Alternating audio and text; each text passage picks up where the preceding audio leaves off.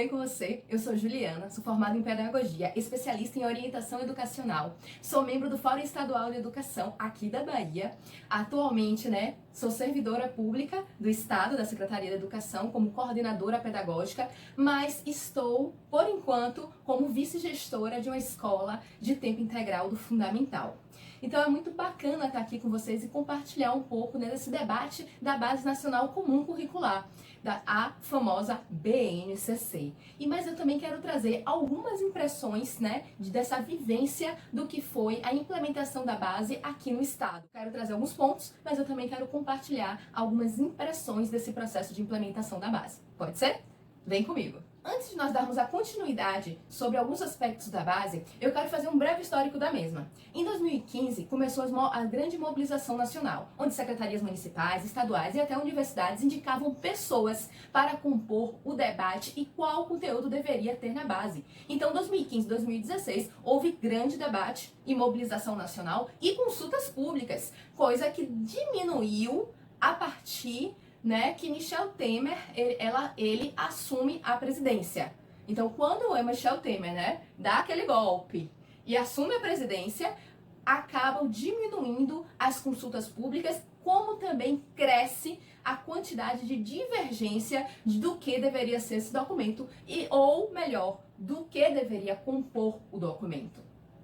Em 2017, é aprovada a base da educação infantil e do ensino fundamental. A partir daí começam a se intensificar as divergências em relação à base do ensino médio. Isso porque o governo federal está propondo nessa época, lembra aí comigo, a reforma do ensino médio. E é importante a gente dizer que a base tem relação total com a reforma, ou melhor, esse novo ensino médio dado aí, falado, pelo governo federal. Então, se intensifica de tal forma que César Calegari,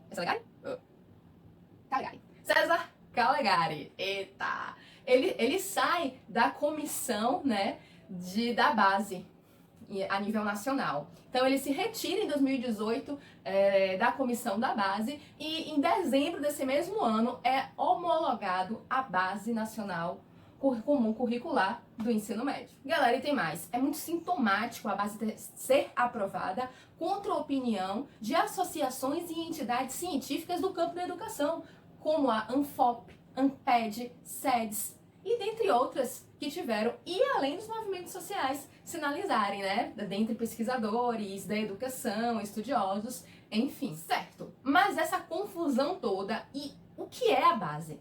A base, ela é um documento que visa regulamentar quais são as aprendizagens essenciais para o sujeito, seja da escola pública, seja da escola privada, da educação infantil até o ensino médio. E quando a gente fala, galera, de aprendizagens essenciais, nós estamos falando de qual sujeito nós vamos formar.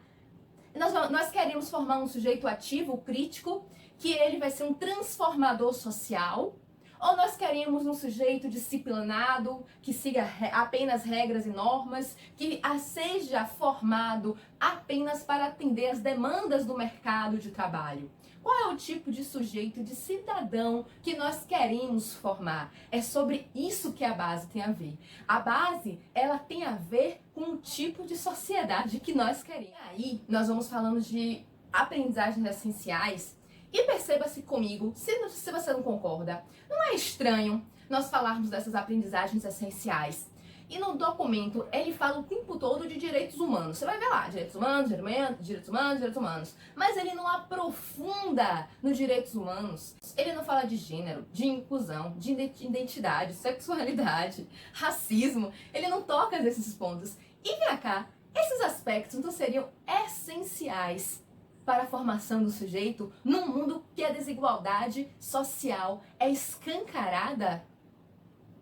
E quero lhe dizer que essas omissões dos aspectos citados se devem a consultas públicas, organizações das instituições conservadoras e instituições, inclusive religiosas, muitas vezes representada por parlamentares conservadores, que aí fizeram toda a mobilização para a retirada e omitir aspectos como esses.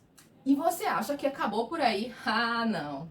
E aí vem o deputado Marcos Feliciano, que quer licenciatura para ensino religioso. Imagine aí, povo formando para dar aula de religião. E aí, sabe o que eu fico pensando, abrindo parêntese aqui, uma conversa entre a gente? Aí a universidade abre um mercado de graduações, né, principalmente nas universidades religiosas, né? Então a universidade religiosa, né, da Igreja Apostólica Romana abre um para ensinar religião, a licenciatura. Outro da Igreja Universal abre para ensinar religião. Eu quero saber onde é que fica a laicidade nesse processo aqui. Mas vamos lá, fecha parêntese.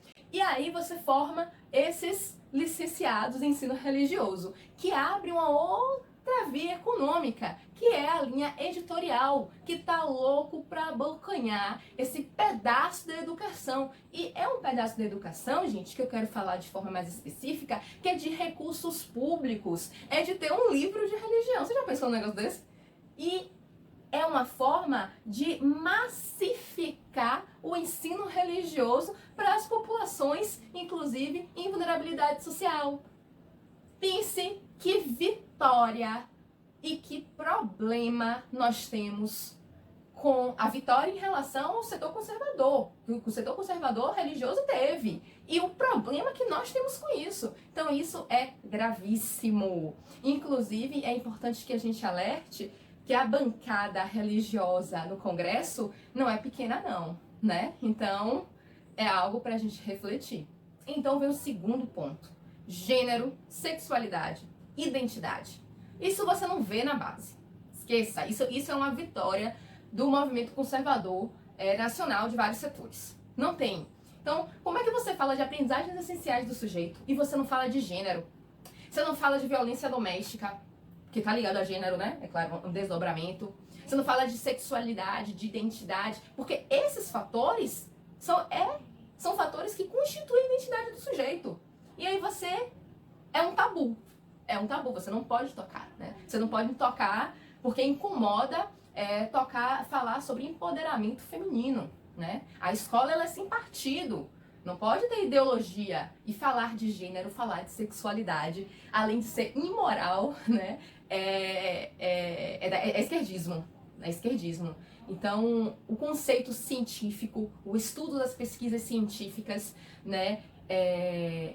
Não podem, dentro da escola, nesse segmento, porque existe um interesse do setor conservador aí, né? E a gente toca em aspectos importantes para a formação do sujeito. Tem criticidade quando a gente fala de gênero, né? Não tem como não falar de gênero sem falar de luta de classe. Então fica a dica. Então existe todo um setor conservador que quer invisibilizar mesmo. Isso é grave, isso é grave. EAD. A gente sabe que a BNCC e a reforma do ensino médio, ela tem uma relação muito profunda, né? Inclusive, a BNCC do ensino médio só saiu depois por causa da proposta do governo federal, ou do desgoverno federal, da reforma do ensino médio. E é pra gente ficar preocupado. Salvo engano, são 20%, né, com base no novo ensino médio, são 20% da carga horária que pode ser aplicada a EAD.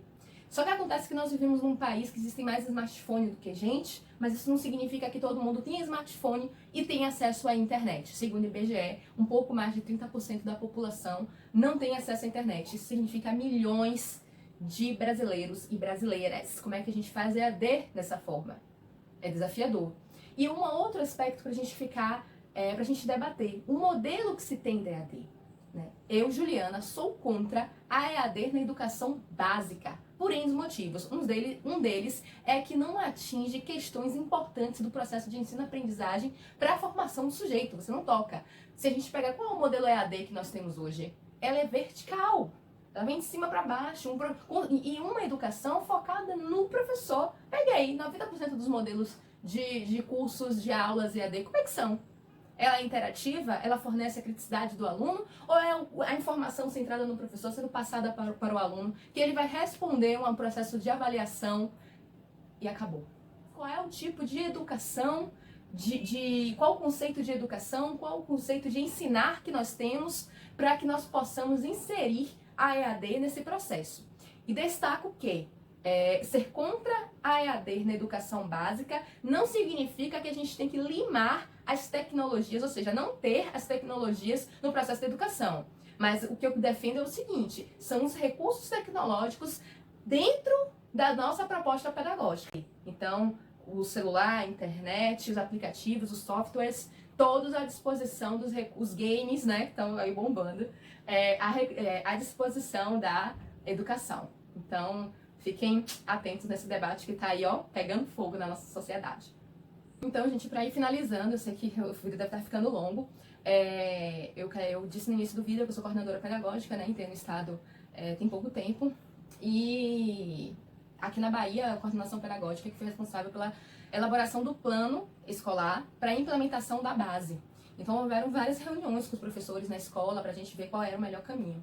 Eu tenho várias críticas à base, à implementação da base, certo? E a sensação que eu tive é que o debate de conteúdo, de currículo, de metodologias ativas ganhou uma força tão grande, não se falavam de outras coisas, né? Não se falava, a preocupação girava em torno disso, e girava e gira ainda em torno disso, porque a gente está falando de vidas. O debate da mudança das nossas práticas educacionais, do que nós sabemos e da formação continuada. A sensação que eu tenho é que a base deu uma sacudida na gente, né? Claro que tem muitas coisas que a gente não gosta, que a gente discorda, nós tratamos algumas delas aqui, tem muitas. Mas tem coisas que veio para sacudir, e eu percebo que sacudiu algumas escolas, algumas instituições, mobilizou, sabe? Trouxe para o centro Paulo Freire, por exemplo, né? Qual é a educação que nós queremos? Então, ficaria aqui falando muito mais sobre isso. Quero agradecer essa oportunidade de bater esse papo com vocês aqui. Me sigam no Instagram, JUH tá aqui, .cp, tá aqui nesse vídeo. E vamos conversar, vamos debater, vamos trocar figurinhas, porque eu acredito que só a gente conversando, dialogando, debatendo, nós vamos avançando e amadurecendo naquilo que nós acreditamos para a educação, para a sociedade, para a formação do sujeito. Um beijo e um forte abraço para você.